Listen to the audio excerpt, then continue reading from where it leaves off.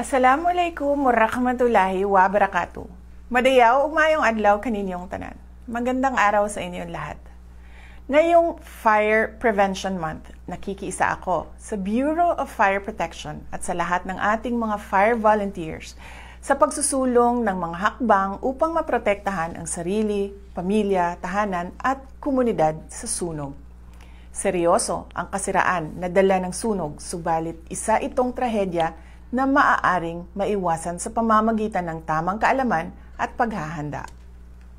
Hinihikayat ko ang lahat na suportahan ang Bureau of Fire Protection, mga lokal na pamahalaan at mga volunteer organizations sa pagpapalaganap ng kaalaman at pagpapalakas ng kultura ng kahandaan upang malayo tayo sa panganib at pinsala ng sunog. Dalhin natin ang kampanyang ito sa mga tahanan, paaralan, komunidad, pribadong organisasyon at establishmento. Ang bawat Pilipino ay responsable, maging maalam, mapagbantay at lumahok sa mga fire safety drills sa ating mga komunidad.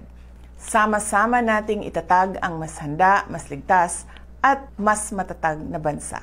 Ang lahat ng ginagawa natin ay para sa Diyos, sa bayan at sa bawat pamilyang Pilipino. Syukran!